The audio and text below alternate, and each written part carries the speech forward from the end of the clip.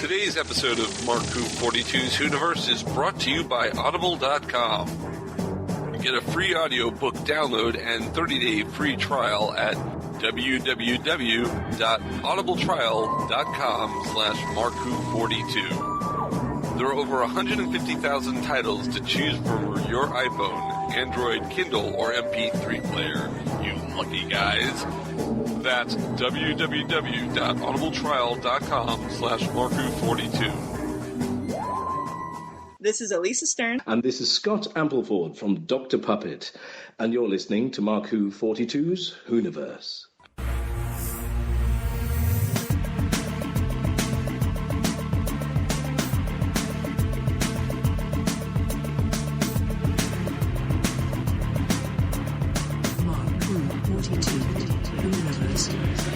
You're listening to Mark Who 42's WHOniverse here on Krypton-Radio, and we've got a special treat for you today. We've got, well, I don't know if all of you have heard about this great video segment that I keep seeing on YouTube. Nerdist has publicized it, BBC America's publicized it. It's Dr. Puppet. Have you guys seen Dr. Puppet? Oh, yeah. Oh, yeah, I love it. Well, we've got the creators of Dr. Puppet, Alisa-Stern and Scott-Ampleford. Hello, Alisa and Scott. Hello. Thanks for having us.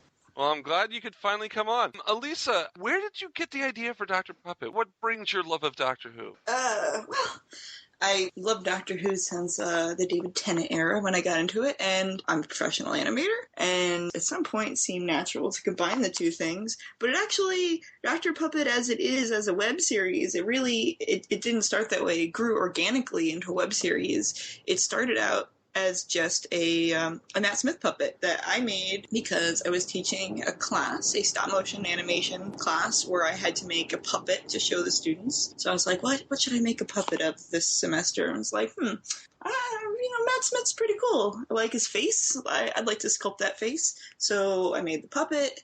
And then one thing leads to another. You put pictures of a thing on the internet, people like it, and it's like, okay, I guess these people like this thing. Maybe I'll do something more with it. So that was back in 2012. At the beginning of 2012 was made Puppet, and then the winter rolls around. It's like, I'm an animator. Maybe I should finally animate this thing. So I decided to make my own stop-motion animated Christmas special with that puppet. I was like, I really need a musician to work on this. I'm like, I need someone to make some music for this. So I put an ad on the Dr. Puppet's Tumblr page, and that's a good use of Tumblr.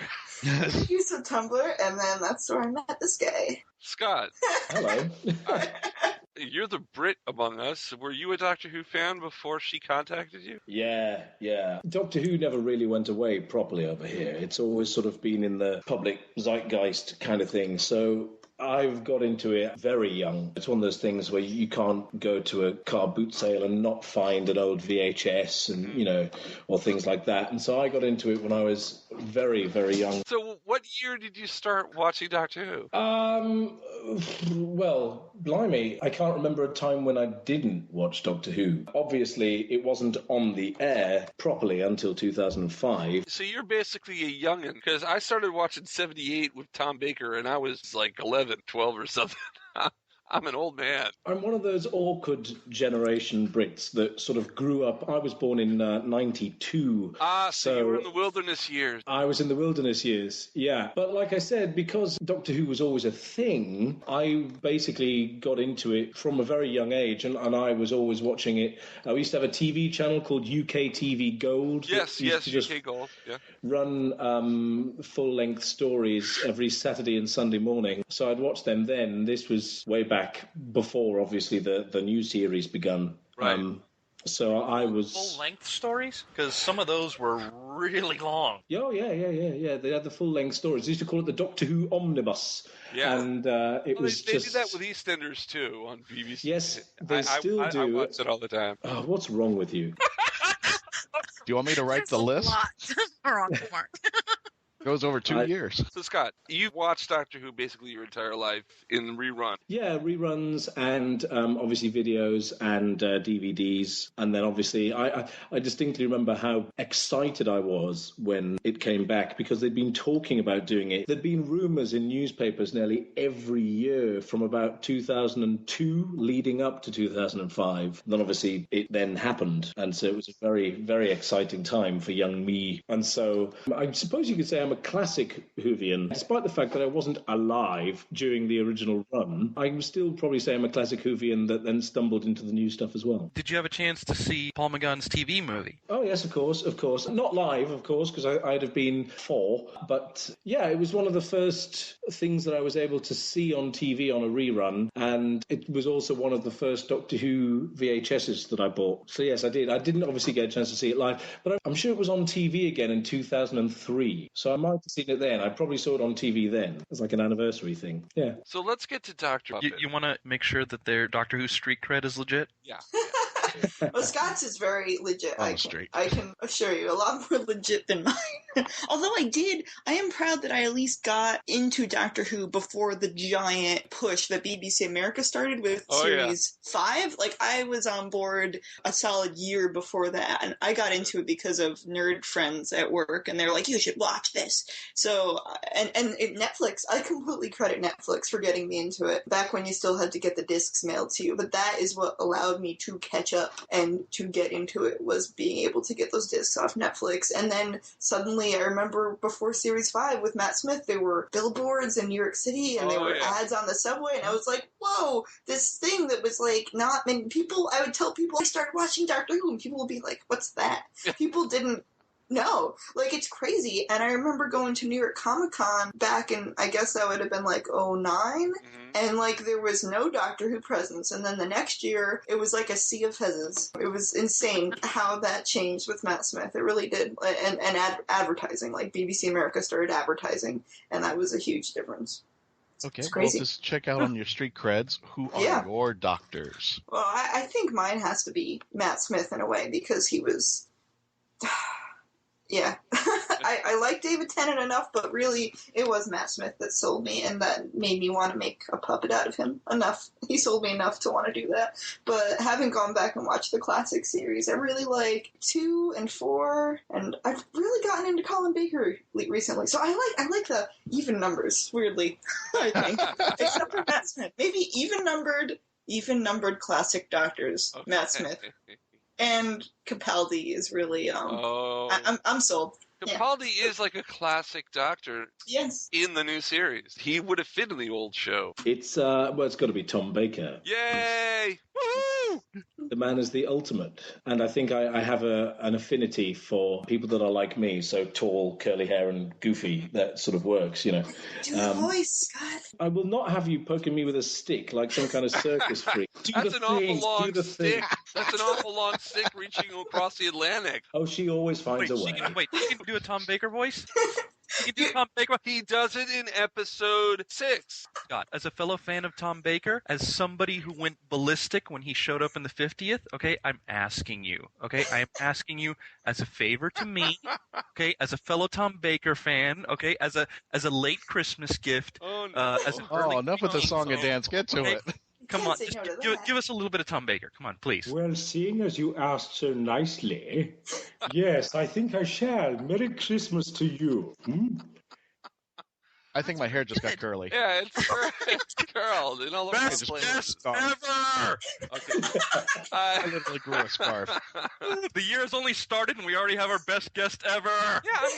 Yesterday, I must admit, I went back to rewatch Dr. Puppet, and I watched episodes 1 through 6, and I had forgotten that the only dialogue, except for the narrator in the entire series, is you doing Tom Baker. I loved it. Yeah, it sort of became a bit of a running gag with the crew of Puppet that basically I voice there are other voices in the world of Dr. Puppet. Radio. Yeah, Sort of, okay. The DJ. The DJ. Yeah, there's the DJ, which sort of serves as narration. Oh, the DJ is it's hysterical. The band, and every voice in the band. All of the three bands on the radio right.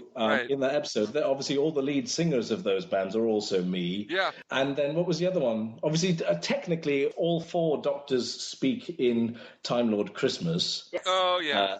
And that's me. Yeah. Also, the Sixth Doctor in episode 5 does a little hum. Oh, and that really? counts? Okay. A little hum? Remember he goes and of course, there's the laugh of the yes, the master of the evil master. laugh. Oh, yeah, that's right. Yeah.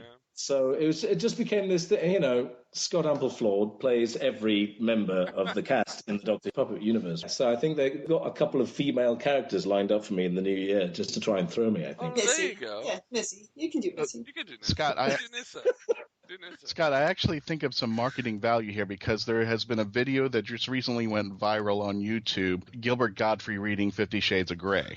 Oh, yes. Yeah. So I'm thinking maybe if you do your best Fourth Doctor impression, you should read 50 Shades of Grey for the girlies out there.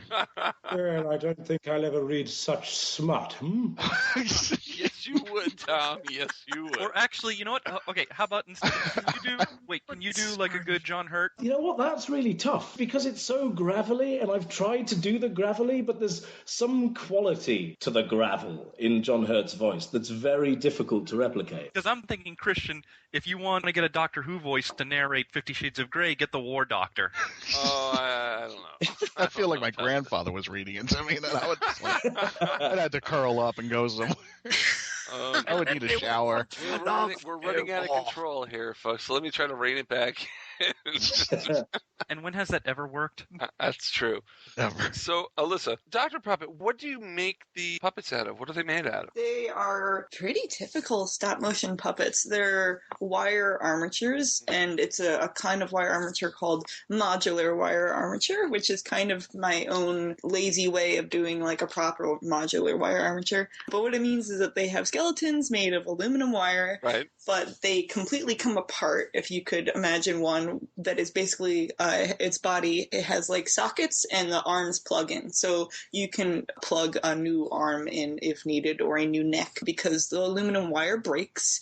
We go through about every limb lasts for about an episode. I was actually shocked how well we did on the latest Christmas episode because that episode is over 5 minutes long. It probably has enough that 5 minutes. The planet that saved Christmas? The Planet That Came for Christmas. It's like a solid 4 minutes of stop motion in that, and we didn't ever properly break a limb on that episode. I did have to replace the 12th Doctor's legs halfway through because the tie-downs in his feet were wearing out.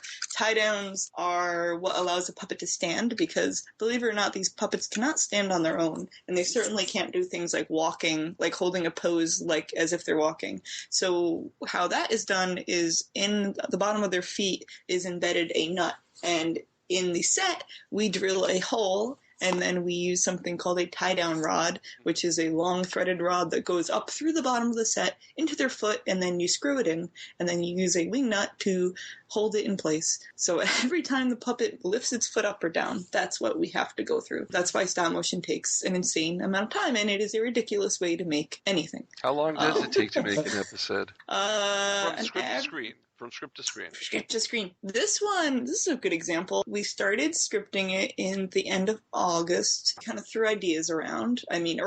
Scott, we were talking about it ages ago. I mean, the music at least. We've been talking about the music for this one for a very long time. Well, yeah. I mean, it all started really because we all went to Dragon Con together. Yes, a 20-hour bus ride. The 20-hour bus ride from New York to Atlanta, where Elisa-Erin and I sat, and in the couple of hours that I wasn't asleep for, we basically started to plan out the Christmas special. And I mean, changed a lot since then, but I think musically it ended up pretty much how we discussed it on that journey. Yeah, we always wanted choir and spooky. We always knew this was going to be the dark episode. So when we got back from Dragon Con, that's when we decided we were going to do an Indiegogo campaign, which was a huge thing we never did before. So that happened. I mean, it was great. At the same time, it was a huge amount of work. I think the episode would have been started a lot sooner, actually, if we didn't have to use an Indiegogo campaign to fund it simultaneously, because we were working on it simultaneous to the Indiegogo campaign happening. We were tightening the script. I even had started the set about a week before the Indiegogo campaign wrapped. We were betting on hitting our goal, and we did. But really, once the Indiegogo campaign was done, that's when we could really, truly hit the ground running. So that it ended, I will know that they ended October 29th. On my birthday, Yep. which I did not. I watched the video. Yes. So did I. I didn't plan that, I swear. I had no idea when I hit start. I didn't realize what the end date was when I hit start. I didn't realize that. That was nice. It was a good present that we hit our goal. Yay. So that was end of October. So we only had 2 months at that point. That's insane, right? Gosh, how did we do this, Scott? I don't know. I wish I knew. I don't know. I mean, well, no, I do know. It comes down to everyone who works on it, because this is not just me and Scott. It's actually a pretty decently sized production, considering we don't have a real studio or anything to work out of. It's made out of my living room. So Erin is a huge part of this, Dr. Puppet, especially this episode. She really helped work on the story and do the majority of the animation. She animated about half of it by herself. Pretty much every 12th Doctor shot, she animated. I don't think that was your choice, though, to be honest. No, no, I can't pry her hands off that puppet. Yeah, that's Erin, and she also storyboarded this episode. So she did a fantastic job. She's a great animator and storyboard artist, and she knows she knew the time crunch we were facing, right. And she knew the script was actually going to be really long. I said, "Do you think we can make this 3 minutes?" And she's like, "Yeah, I can try, but that's not happening." I was like, "All right, well, do what you can to make this animatable. Like, just make this doable." And she did a wonderful job, because if you watch it, it's storyboarded very intelligently. It's front heavy, so most of the difficult animation is actually in the first half, which is really important, because we knew that this episode had to, for the most part, be animated sequentially, just because of the nature of the set changing. This episode had more set changes than anything we've ever done before, so that was really tricky. Actually, it might have had about as much as in episode 6. Episode 6 also had insane set changes, but this had an evolution of the forest, because that was always one forest set. We just had to constantly rearrange the trees and then paint it gold. But she did a great job, and then by the end, like the last minute is very, I say simple in quotes, simple animation. So that she knew that by the time we were getting to the end, we'd probably have a week left, and she was right. So,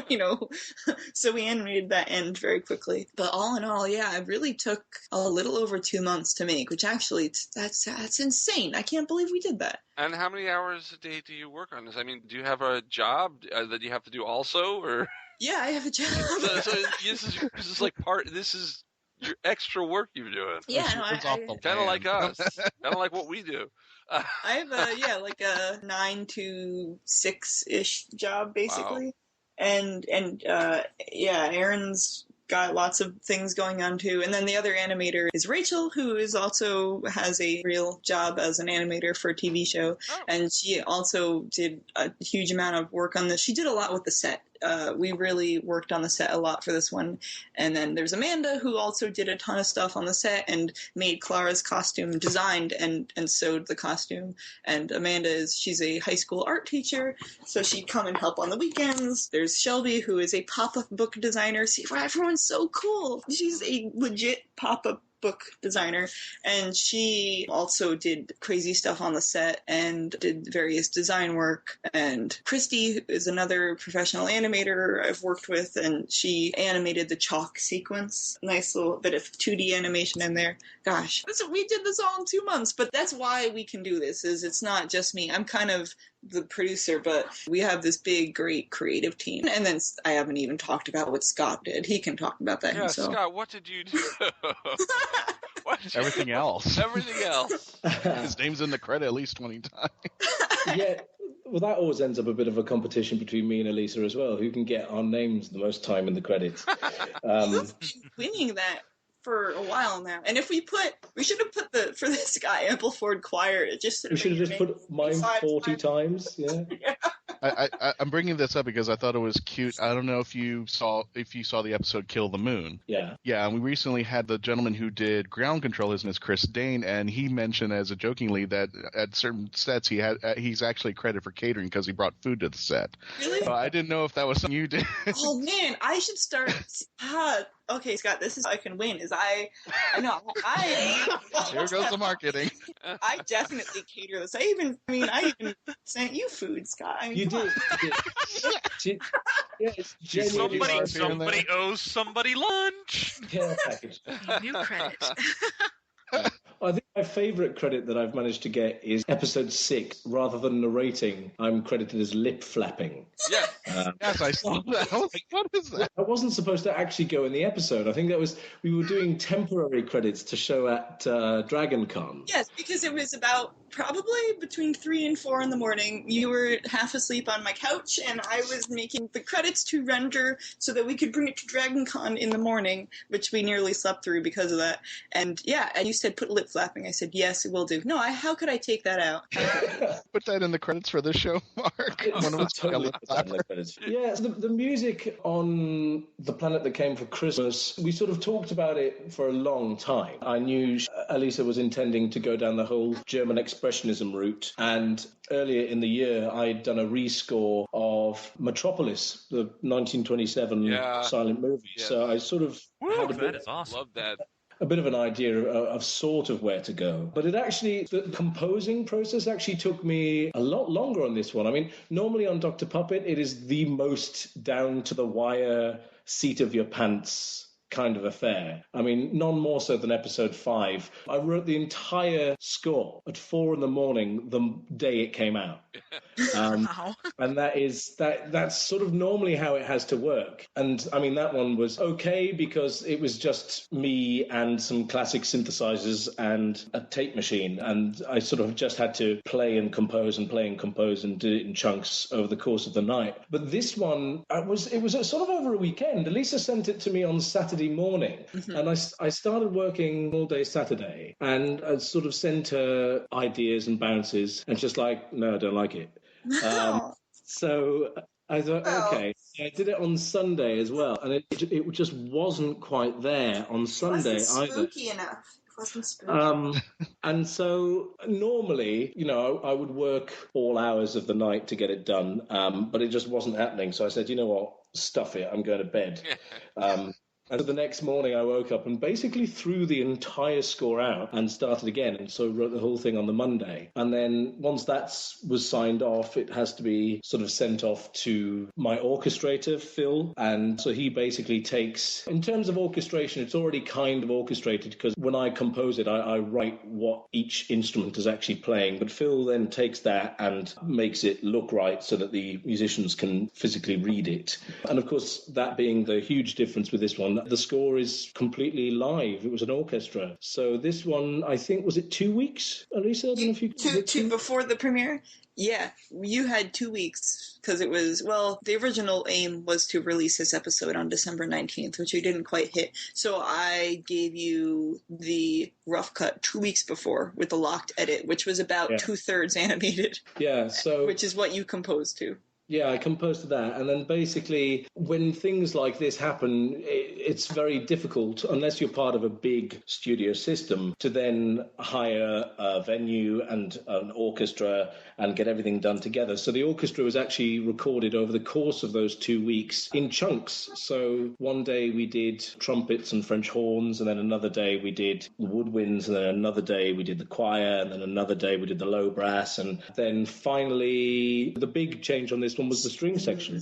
Yeah. And so we got in touch with a string quartet. The original plan was to try and get a full 40-piece string section, but again, time just wouldn't allow it. So we actually got a string quartet, the Bingham String Quartet up in Cambridgeshire. And my orchestrator, Phil, also plays orchestral bass. So we basically turned it into a quintet and then recorded that a bunch of times and layered until we got the nice big strings. And then, in order to take more weight off my shoulders, because I was about to die, managed to pull in my good friend Doug to do the production on it, who had previously worked with me on the recording and the production of the Radio Castellan stuff for episode 5. So he sort of stepped in and did that while I then got on with doing all of the Indiegogo perks and the narration and all that sort of stuff. So yeah, it was a 2-week slog of very little sleep and lots of loud noises coming from various instruments.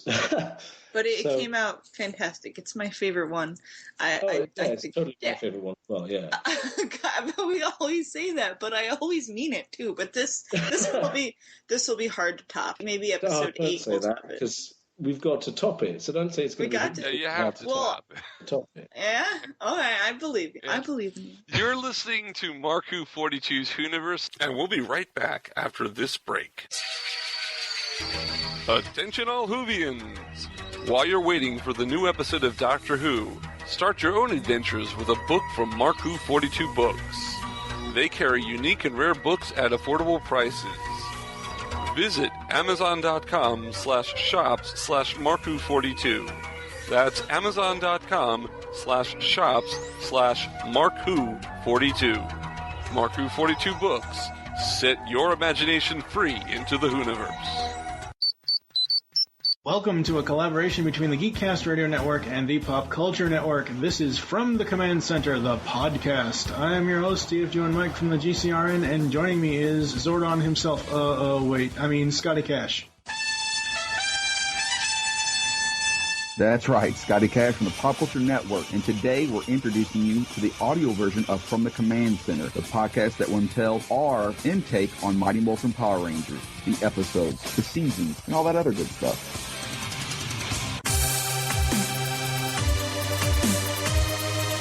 Are you looking for a weekly dose of gaming news and retro?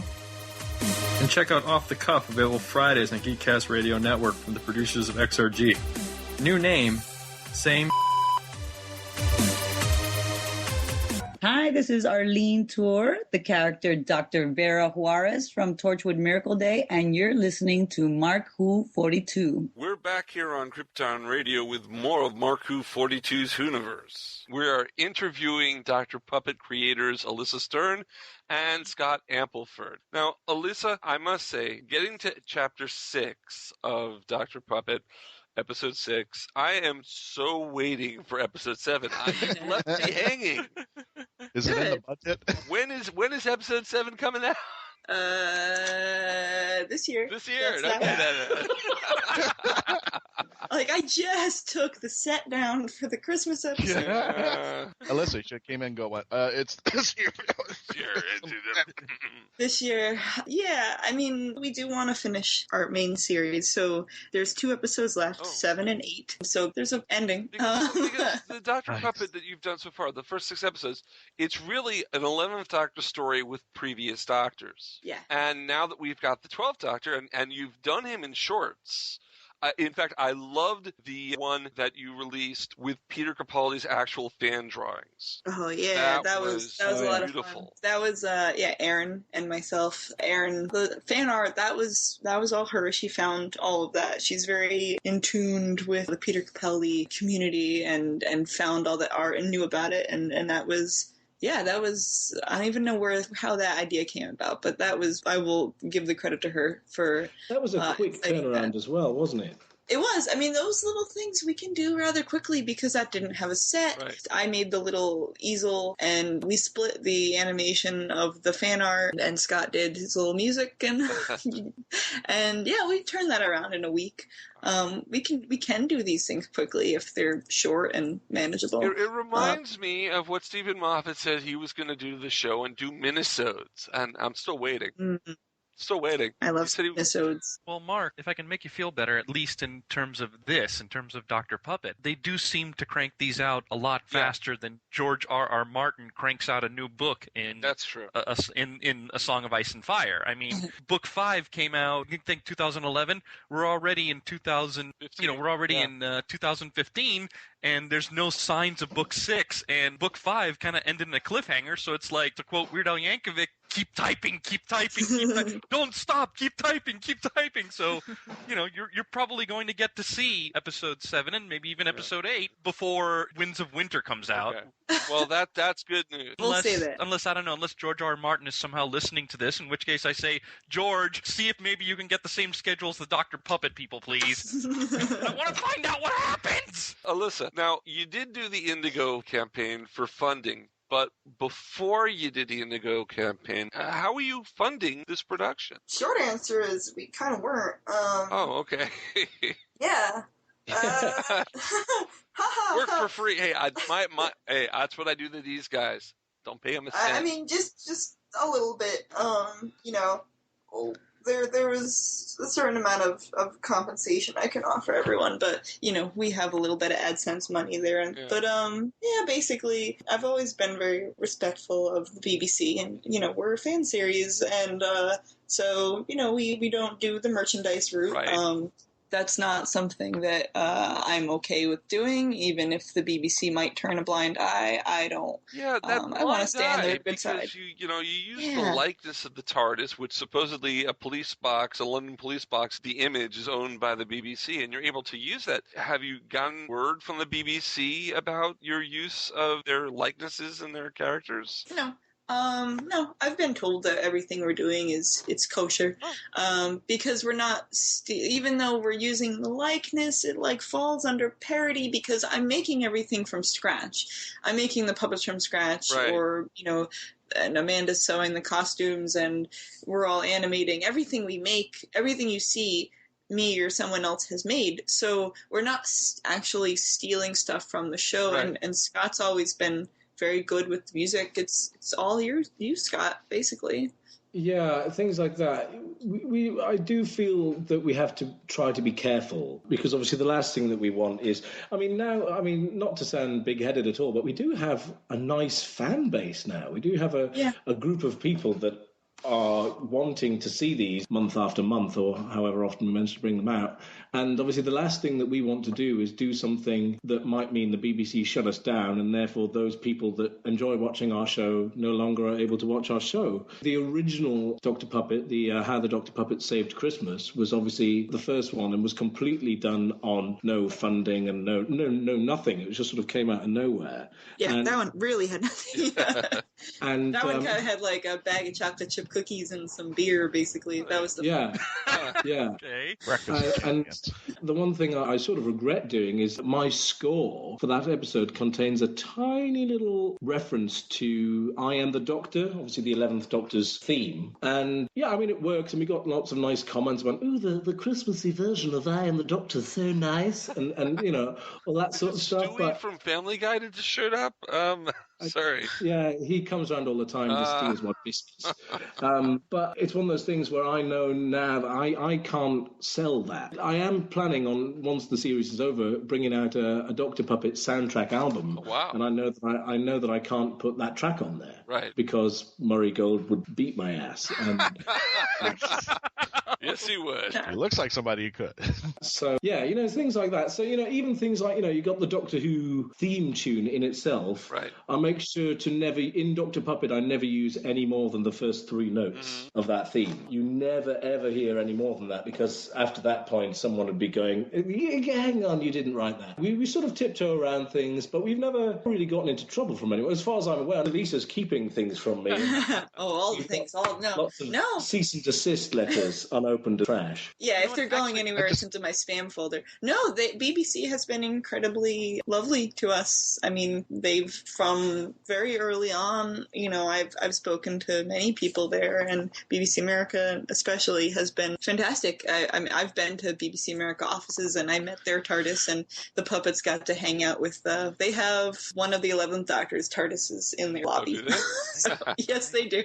It's nice to know that the 11th Doctor's TARDIS has a permanent home in New York City. It's lovely. Nice. So, I've met them enough that they seem to like us, and yeah, so we want to keep it that way, obviously. So we've been extremely respectful, and it's one thing to make these. It would be, there's a line that we don't want to cross, and a big part of that line is selling merchandise. Right. Even though I've gotten many emails, and it's like, why don't you sell T-shirts? It's like, well, we can't. The Indiegogo campaign that was something we talked about for a while about whether that's something we should be doing, and ultimately we decided that it was okay to do because they're raising money to pay for the animation. And even with the perks, we're very careful. None of the perks are what I would call merchandise. Everything it's tangentially related to Dr. Puppet, but it is not we are never selling the image on an item. So it's you can get Scott to record a custom message for you. We're doing some custom photo shoots, that kind of thing. So I think it was a success. And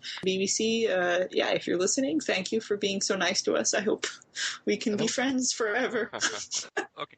Right. Now, would you guys ever hope that either BBC itself or BBC America would come to you and be like, hey, you guys have had a great following. How about you come over, work for us, and maybe do evolve Dr. Puppet into an entire, a bigger show, maybe a 30-minute. Oh, that would take forever to make one episode. Of course, that would be amazing. And we sort of had a little taste of that, didn't we, with the Earth Conquest thing? Yeah, we've had. Right. Talk about Earth. That. Well, that was pretty close to an official thing because we got Peter Capaldi and Jenna Coleman to record voices for the puppets. But if you notice, they're not actually dressed as the Doctor and Clara; they are as themselves. But yeah, that was the little documentary that was on BBC America. It was on the. Yeah, we watched that. Yeah, so it's on the season 8 DVD box set as well. Which I still don't own. No, that's the only one I don't own either. I should go get that. I think Trish and I were talking. We like some of the special features, but we were also kind of like, what? No minisodes? What? No surprises? It's like this was all on TV. What? Maybe some puppet minisodes. I know. I think it would be. There you go. See, there you go. They should talk. BBC should talk to you and say, hey, how about some puppet minisodes to go with the DVDs? Come on, there we go. We'll just. If enough people on the internet demand it, they will make it so. Maybe. That's all I can say. Are you listening, listeners?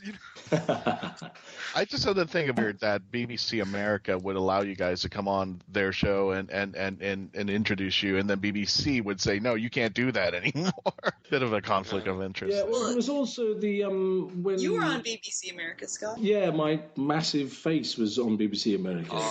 Yeah, with the when Matt Smith left. Your finger. Oh yeah, my finger as well. Yeah, my finger. I've got a famous finger. I won't tell you which one. As long as you don't show me two. Oh my! Don't show me two fingers. But the other thing as well, when Matt Smith left, they did the top Doctor number 11 episodes, and there was a little countdown video that we did for that as well. Yeah, that was lovely. It's one of my favorite things we've done. I love how it's just really simple, sweet little thing. And again, you did great music for that and really quickly, like an hour probably. I knew it was going to be easy because, it was a countdown. It's ticking clock music, right, which is very easy to do, Just watch enough episodes of Countdown and you're set, really.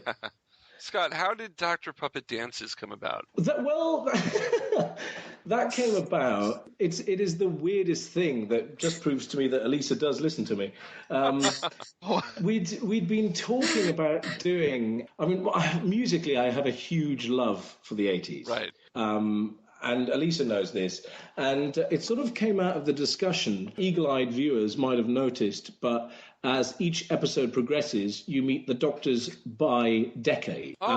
Which was your idea, Scott. Which was my. It was just something we did. Right, episode 6 was Tom and John. Was the 70s, and episode 5 was the 80s. Yeah. 80s. Yeah. So I basically got bored in the studio one night after Alisa and I had this discussion about doing an 80s episode, and basically sort of knocked together the track just as a bit of a laugh. Had no intention of ever doing anything with it, and sent it to Alisa, and she said, yeah, we sort of have to do something with this now. And so that was shot all in one night by my friend Caden, who's a very good, very talented filmmaker, and his folks own a stately home that they use for events and things. So we just sort of packed up the car with lots of synths and rubbish and set up in one of the halls and just filmed it. And that was it. It was just sort of very quick. We sort of finished filming at about 7 in the morning, I think. It was one of the most fun shoots I've been on in a while. And yeah, it just sort of appeared. It was never really a planned thing. It was just a case of, do you want to do something fun? And it was fun. And we did, yeah. Yeah, I mean, it was, I think, maybe another reason why we did it, or well, I was barely involved, but why I encouraged you to do it is that it was Doctor Who week was that November for the 50th. So this was something through YouTube and Nerdist. So we are a Nerdist partner on how do you get YouTube. that? Because we would love to become part of Nerdist.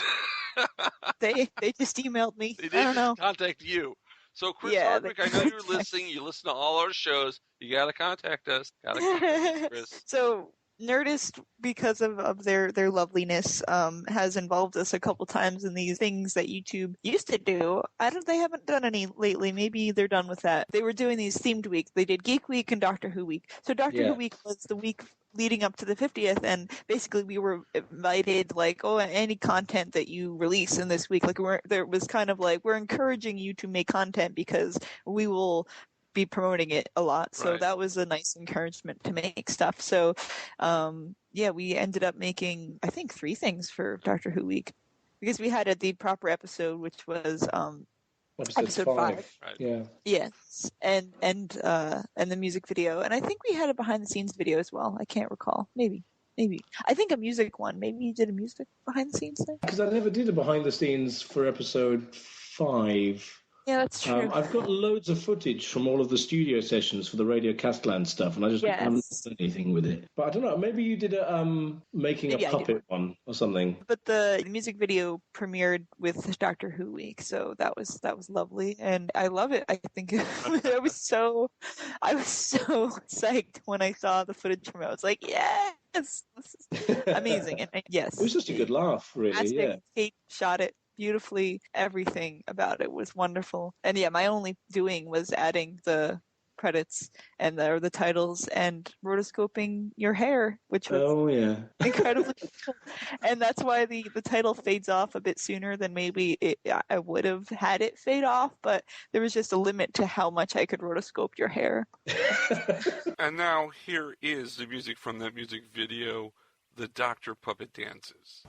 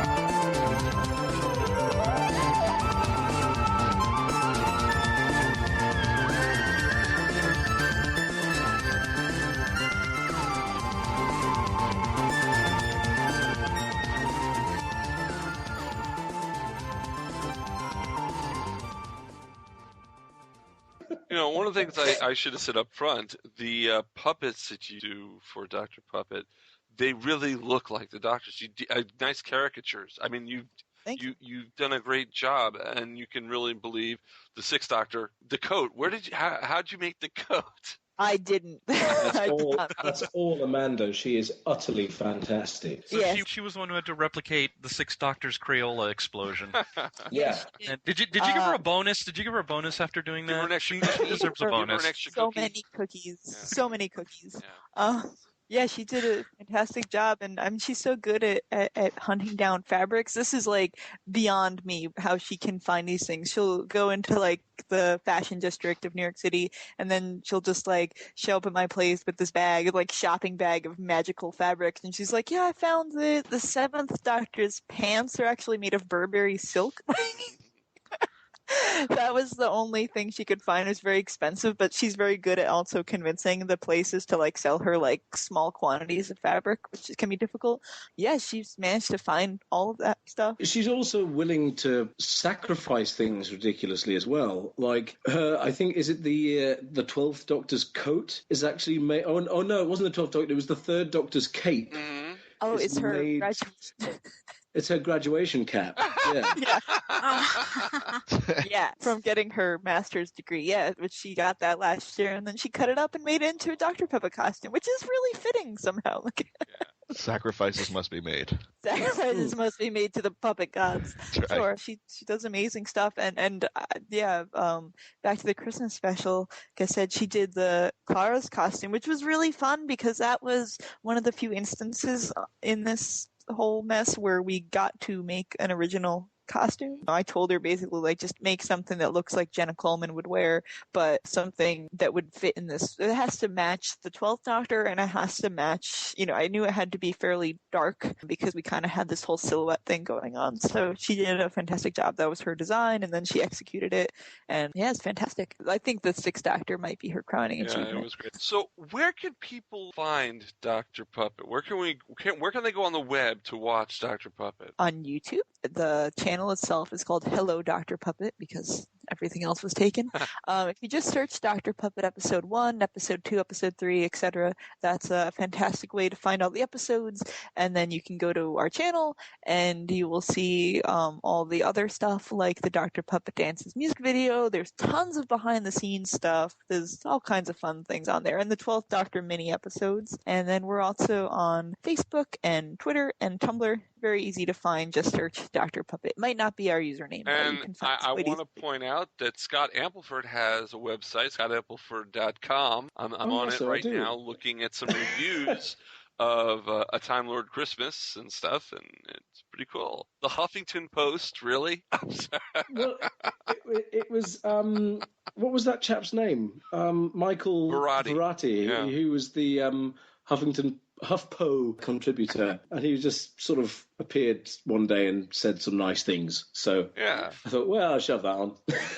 But yeah, the website, www.scott-ampleford.com. It will be being updated as soon as I get back to a decent working computer with behind-the-scenes info and photos on the recording of The Planet That Came for Christmas. And, of course, there will also be on the Dr. Puppet channel lots of behind-the-scenes things for this episode as well, because, of course, people did contribute their own hard-earned money to our campaign. And not only do we want to thank all of those people and sort of bow down and not be worthy of them, but we also want to show them what they paid for, really. So there will be some stuff heading to YouTube soon as well. Any more hair rotoscoping? What's the next music video? Well, I think we will do another music video because now we did talk about it. Yes. Yeah. The Rockin' Time Lord Christmas. A Rockin' Time Lord Christmas, yeah. Wow. Yeah. Honestly, thanks to this interview, I need to find out a way to insert the phrase hair rotoscoping into everyday life. Hair rotoscoping, yeah. Hair rotoscoping. I can very easily do that. I know. I don't know. Maybe just next time I'm in a restaurant or something, I'll just blurt out hair rotoscoping. See how many people are just like, "What is he talking about?" At least one of the things I like seeing with the Dr. Puppet, speaking of sets and being that I run the Legend of the Traveling TARDIS, I like to see the Dr. Puppet out and about. Yeah. Yeah. I especially love seeing Capaldi puppet out in Times Square and on the I haven't seen on the that. Statue of Liberty. No, there are other. I think you took it to the Empire State Building, right? You took. He's never been in the Empire State Building. He's been near it. Maybe he's looked up at it. We've never been properly, because that costs money. We don't go anywhere where you have to pay. Me neither. All the free things legally, anyway. Which luckily it's a fine city, so a lot of really nice stuff, and there'll be quite a lot of that coming up on the Facebook and the Tumblr and the Twitter, because that was one of the Indiegogo perks was like basically you get to direct where the Dr. Puppet goes. Any of the puppets. It's like you pick a puppet, you pick a location within reason in Manhattan or Brooklyn, and I will lug your puppet there and take a photo. You should do that with the Traveling TARDIS. That would be great. Now we have a way. Now we have a perk for our Indiegogo campaign when we started. Okay, you can go outside my yard. You can go outside on the street. Maybe Interstate 4. Anywhere in Orlando, you can and have the McDonald's up the street. Well, I mean, I was just thinking to Elisa there. I suppose there are a couple of locations in England that she could do, with a bit of help by me and by the postal service. Yes. I have been mailed puppets before, which always surprises my family when a small package arrives on the doorstep and there's just a little man inside it. Well, as long as it's not a voodoo doll. Well, yeah, that's true. You should have another puppet. It must be lonely. You don't have a puppet anymore. No, well, that's the thing. I was sent, leading up to DragonCon, I was going to be going to an event in London. And so Elisa sent me the master puppet. And unfortunately, that event never happened. So I just had this puppet sort of sat on my desk for several weeks. But it always caused a bit of a stir. Caden, the director of the Dr. Puppet Dancers, did turn up once and went, "Oh my God, there's the actual thing." Not like that, because he's not an American. But so things like that. And of course, what Elisa didn't realize, of course, I went over to New York in the summer, and Elisa hadn't realized that I hadn't really encountered any of the puppets or any of the sets or anything like that. And so there was this really surreal, highly emotional moment where I almost wept over the awful, slightly dismembered remains of the snowman puppet from the original story. It was just this really weird moment where I sort of saw this little ball of foam and cotton wool and sort of realized that was the moment that started this frankly incredible journey that Elisa sort of dragged us all along on. And yeah, that was really bizarre. And then, of course, I got to spend about a fortnight with the puppets for the first time in a long time. And then, of course, 12 did come over to England shortly after with Erin, which is, again, one of the weirdest things. Knowing Elisa and the crew for 2 years before meeting any of them. And then in the space of about a month, I see Erin twice in 2 different countries. It's like, okay. Yeah. So, Elisa and Scott, I know you're doing more Dr. Puppet. Do you have anything else that you're doing that you'd like to give a little plug for coming up in the near future? I will say, I will put an arrow and say, watch this space. I don't know, but we want to. We absolutely want to. I mean, Dr. Puppet has been amazing and emotional, and this insane journey, and like that snowman, like Scott said, I mean, it is weird feelings for me, too, because I can remember making that thing, and I had no idea any of this would happen. I thought I was making one Christmas special, and then it was, I mean, even bizarre with Scott, like, after we finished the first thing, like, you and I had these, like, fairly formal email exchanges that were like, "Oh, it's lovely doing business with you. I hope we can work again." Yeah. Like, we had no idea. It's actually quite surreal to look back. So watch this space is the best way to say it. Yeah, so I never would have guessed 2 years later we'd have released a third special that is just knocks my socks off when I look at it. It really does. Like, just knowing the difference between me sitting alone in my pajamas in my apartment making something and me sitting in my pajamas in my apartment with like 6 people who are at this point, this is like a group project. I feel like I'm still producing this, but it's really like a hive mind of brilliant ideas that makes this happen. And I'm so pleased pleased with this thing, the way we've come together and what we've achieved together. And it's super awesome that we're making Dr. Puppet, but, I hope we can make other things together. I think we've really proven what we can make with very, very little. And I hope that we're able to take this and take this passion and this talent and make other things with it. But we're not going to abandon Dr. Puppet, but I do want to pursue some other creative ventures that possibly we can have complete ownership over and not have that weird fan title hanging over our heads. But it's been a fantastic thing. But, I realize the fandom of Doctor Who is what elevated us to begin with, that we had this platform to stand up on, right? Like, I always credited on Tumblr. It's you tag something Doctor Who and people will find it. It's a lot harder when you don't have that tag of fans. No, I'm just kidding. Actually, you know what, Lisa? I think if I'm not mistaken, when we produce our shows, I think we are in our pajamas when we do this. Oh, so many pajamas are worn. I'm in my pajamas Speak now. for yourself. We're bananas I'm in a and t-shirt and shorts. Oh, you're naked. I'm in a t-shirt and shorts. If we manage to accumulate a single dollar amount figure digit from us, would you consider making a Mark Who 42 puppet with the Doctor Puppet? But not only that, make them bobbleheads. I started their marketing value here. There's 4 of us, man. Imagine us bobbleheading. Jeez, man. There's 4 of us. You want to? That's why I think it's like $5 or $6. I think we're not making off of this. Maybe if they're not real puppets, that's a lot easier. Let me. We lost. Oh, have we lost her? We lost her. Uh-oh. Fallen into the void. Elisa? It's one of those things. I can't really speak for Elisa either. No, she's the boss.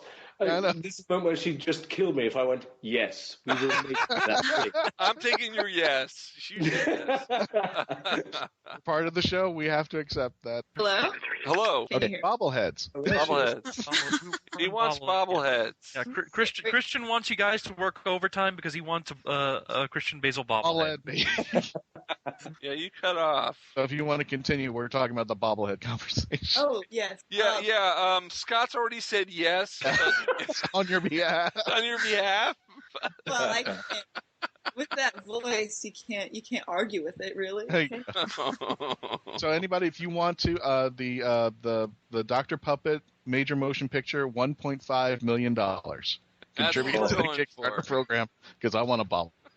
Yes, we the could. Dr. Puppet motion picture, wouldn't that just be spectacular? We've been talking about that for over a year now. It's been so long. I think musically, Dr. Puppet is it's the favourite thing I do. I work on projects here and there, and I do sort of theme tunes for people and whatnot. But Dr. Puppet is the single most enjoyable thing that I do. And so the opportunity to have a feature-length Dr. Puppet to write music for would be absolutely bloody outstanding. I think you guys should probably see about getting in touch with like Cartoon Network. See if maybe you could get something on Adult Swim.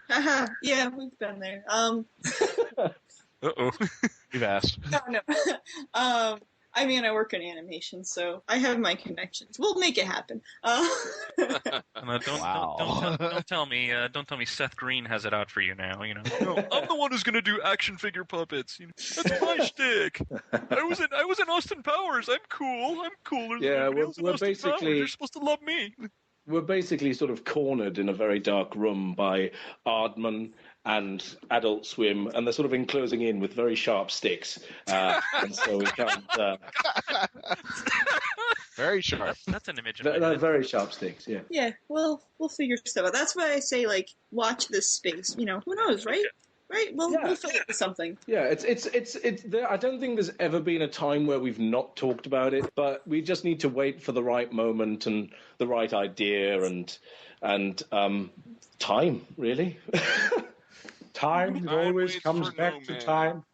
So, Alisa and Scott, I want to thank you very much for coming on the Mark Who 42's Universe. It's Alisa-Stern and Scott Ampleford, creators of Dr. Puppet. Thanks a lot, guys. Well, thanks for having us. It's been a pleasure. Thank you again for everybody joining us here at Mark Who 42. Catch us next week for our newest episodes. Check back on www.mark-who42.net to hear and download our previous episodes. You can also go on iTunes and also join the WHOniverse Army. So until the next time, see you guys later. There's nothing wrong with it. Let's just keep it simple. Bye for now. Mark Who 42's Whoniverse has been written and presented by Mark Baumgarten, Trish-helm, Eduardo-m-Freyre, and Christian-basel.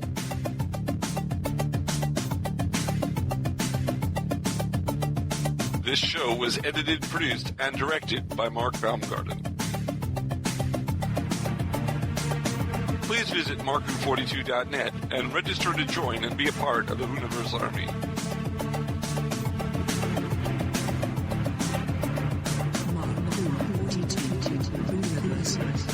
We can be contacted by email at mark@mark-who42.net with the subject line ?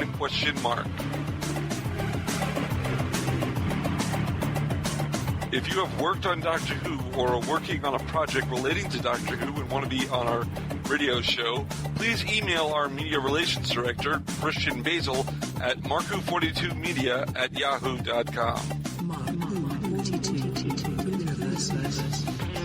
Doctor Who and its properties are owned by the BBC, the British Broadcasting Corporation.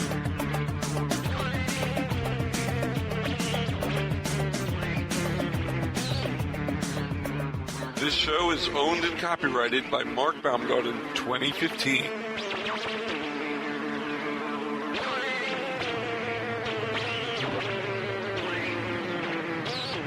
You're listening to Krypton Radio.